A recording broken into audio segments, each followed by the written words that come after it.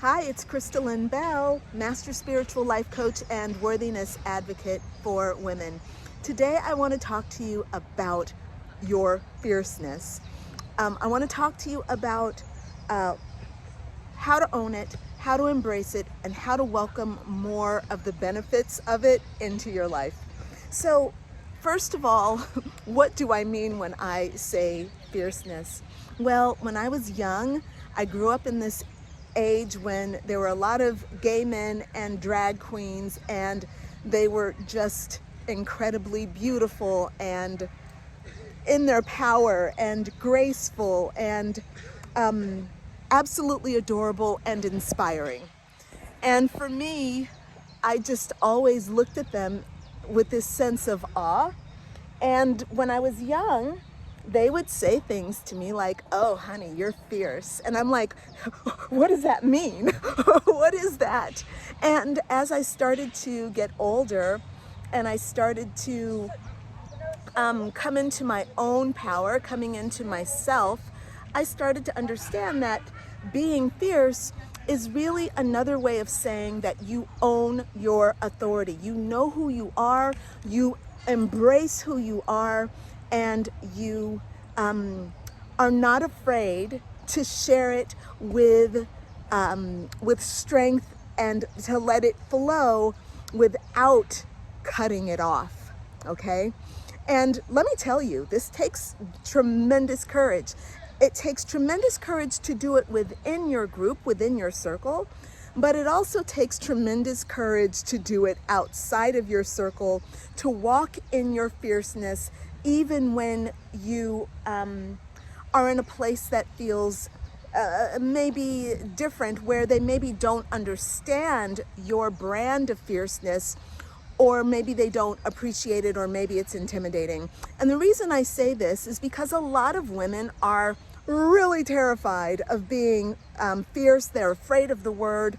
They're afraid to embrace the idea of the badass butterfly. They want to be the gentle butterfly. Well, what they're really saying is, I want to be the loved butterfly. I want to be the approved of butterfly. And what I want to encourage you all to start thinking about is understanding that the people-pleasing butterfly is actually cutting off the butterfly's wings. It's dimming the color of her wings, and it's not really allowing her to be who she truly is. And it's not to say that you cannot be gentle or kind or loving or generous. As a matter of fact, I would say that in order to be fierce, you definitely need to have a gentleness, a tremendous heart, and a generosity of spirit in order to really truly be fierce. Because here's why. If you are fierce without grace and love and appreciation that sees other people, then you've moved from being fierce into being arrogant or into being an asshole. And we certainly don't want to move into being an asshole.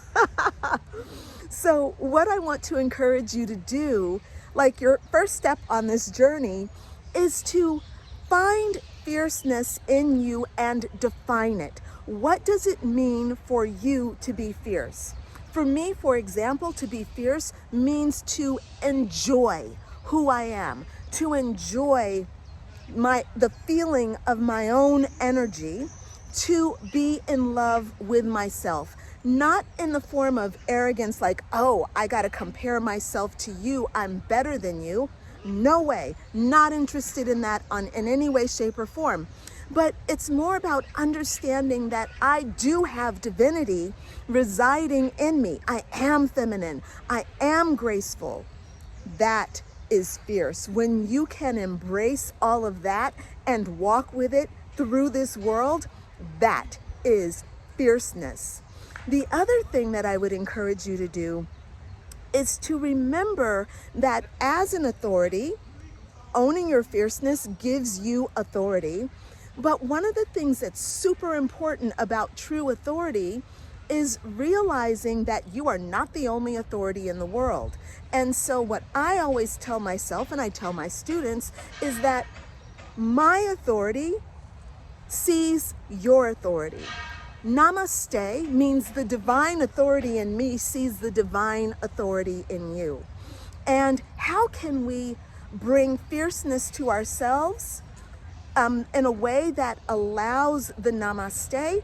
Well, you have to learn that, because sometimes you might go overboard, and sometimes you're walking down the street, you know, you're a badass living in Paris, the sun is shining, you're in the Parc Monceau and it's glorious, and you get arrogant and you step on somebody's toes because you forget that other people have the right to be here too, and maybe they're not in the same space. And learning how to use your authority and your fierceness gracefully is part of the joy of ownership. You don't have to be perfect, but you do want to be perhaps loving and generous and caring and compassionate for other people. All right, so I'm going to leave it at that, and I hope that this is helpful for you on your journey to becoming a spiritual life coach, because Lord knows I want you to be a divine, fierce, and wealthy life coach, and the fierceness is a huge part of being able to pull off this joyful endeavor, this wonderful vocation with joy and grace and success. All right. So look, if you want to learn more about how you can bring more fierceness into your life and how you can pull up that authority and bring it into your divine coaching business, then please send me a message, or you can book yourself in to have a heart-to-heart talk with me about about what it is you want to do, and to see, to get my opinion, to get my feedback, to let me give you a little bit of my my loving advice. All right. Okay, darling, I'm going to go ahead and sign off. I have a new friend joining. Apollo's got a new friend. It's so cute. Oh my goodness. Dis bonjour. Sweet. She's calling for play. Oui, exactement. C'est le moment pour jouer. Way! All right, I'm going to go ahead and sign off. Bye for now, y'all.